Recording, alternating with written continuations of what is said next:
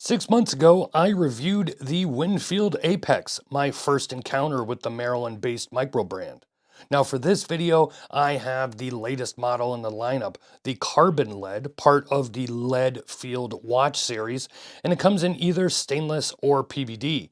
I have the PVD as you can see here, and though there are many similarities to the Apex, mainly the case being pretty much exactly the same, this one is a little more traditional field watch style with no bezel, a one-piece dial, a marble carbon fiber dial, and two new strap options, a rubber strap, something I've been waiting for since Winfield started making watches, and an OD green Velcro strap. Pricing starts at $425, but for the month of June, these as well as a few other models are 20% off, making this PVD model $360. How is this new carbon dial? And are the straps what I was expecting? Let's find out.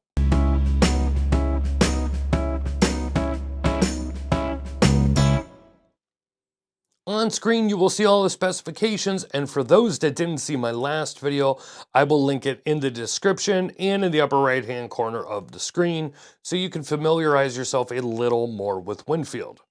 Very briefly, they are a newer brand, just about 4 years old, and the watches are made overseas, but they are assembled in Ohio by, you guessed it, none other than Lumtech, who also assembles a lot of watches in their workshop for a few brands besides their own.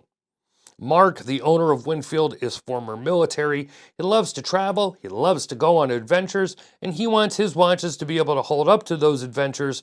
So these watches are field tested by him and a few others, and they're all assembled and regulated by Lumtech in Ohio.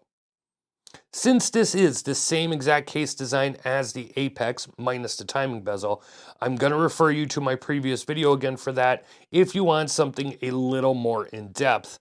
But yes, this is the same blocky hardline case from before, and what essentially has been used on every Winfield model to date. This one retains the screw-down crown, of course, those chunky crown guards, the drilled lugs, and it's all done in a beautiful matte black PVD case. The biggest change from the Apex that I reviewed to this LED series field watch is the dial. Now, not only is this a one-piece dial, but this is a marble carbon fiber dial. If you're not familiar with marble carbon fiber, it's similar to shredded carbon fiber or what we call forged carbon fiber. It's basically pieces of carbon fiber scrap set into a resin. This one has a nice smooth look to it. That's where it gets that marbled carbon fiber name. And I love this marbled carbon fiber. I have it. It's used a lot in knife handles these days. I have one myself, and I really love the look of it on this Winfield watch.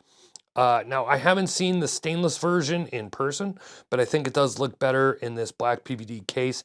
It's just a nice way to have an all-black watch, but with some pop, as it isn't just another matte black dial. I will say, though, one thing I couldn't figure out is why this hour hand looks smaller than the other models, even that Apex that I reviewed, and I kept looking at images wondering if they used a smaller hour hand. What I've determined is that the two-piece dial of the Apex and the mission timers, there's just less open space, and that hour hand looks fine on those dials, but on this one, it seems a little small to me. Otherwise, it's a great-looking dial, and the double dome sapphire above it, it's just gorgeous. Not only does it have a pretty good AR coating, but it also just has a great look to it, whether you're looking at it from below or from the side profile of the watch. Like other Winfield watches, there are 6 layers of Superluminova C3 used, and compared to the Apex, in which I was a little disappointed with the lume, this one is much better. The numbers are larger, which means more surface area for the lume, and it glows brighter than I was expecting, especially after reviewing that Apex, and I imagine all of the Field LED series would probably be the same. One more thing before we get to the straps and fit, and this is absolutely purely subjective, but I was hoping for a PVD case back here. Now, I know no one's going to see it, and it was probably done to keep costs down on plating case backs when you can just use the same one that you have on the stainless model, but I think it would have just added to the coolness factor.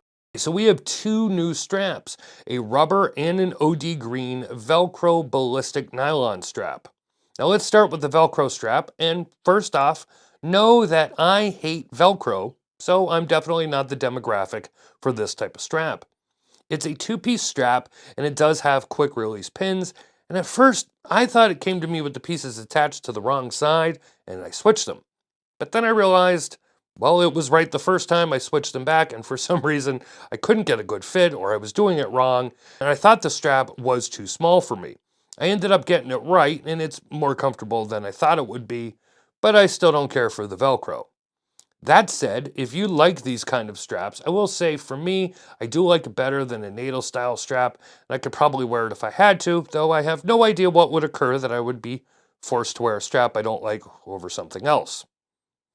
But for me, I truly do love this new rubber strap.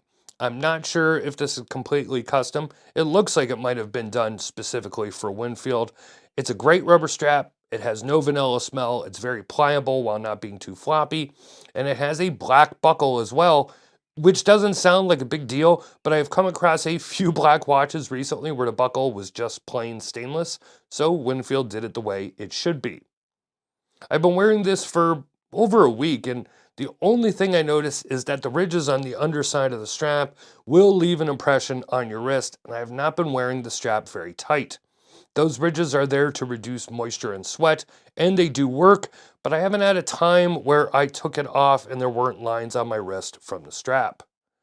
Winfield watches are making some great pieces, though I will say we're probably getting to a point here where I'd like to see either a different case or some newer dial configurations, not just dial materials. Now, I'm not sure what Winfield has on the horizon, and I only say that because there's always so many times you can change the dial material or add a bezel and keep the same case. But I do like this case design, which, as I have said in the past, it kind of has that Damasco DK36 look. Some, of course, commented and said it has a Sin EZM aesthetic. But when you give a good look at the details of the Winfield, the case is not a copy of either, and while the spirit is there, they are doing their own thing. And some are going to balk at that NH35 movement, and I know it may not be popular for me saying this, but this watch is not about the movement. They went with a basic movement, a movement that is used widely in affordable watches, and nothing wrong with it here in my opinion. Would I like to see a Miyota or ETA 2824? Sure, but the NH35 I think is just fine here, and like I said, I don't think anyone is buying this watch, especially at this price point, for the movement. I do like this update though, and I've not seen all the Winfield models, but I have to say this Carbon Lead PVD is my personal favorite. I've just been loving black case watches these past few years, and the marble carbon dial is a nice upgrade without being flashy. The new straps are a nice upgrade as well, especially that rubber. Let me know what you all think of this piece down in the comments though. I want to hear from you, and of course, ask any questions you may have. As always, please give this video a like, share it with others who love watches, and subscribe and turn on notifications. You can keep up with us on social media. It's at Watch Report, and we are on Instagram, Facebook, and Twitter. This is Don Evans from Watch Report. Thank you for watching, and I hope to see you all next time.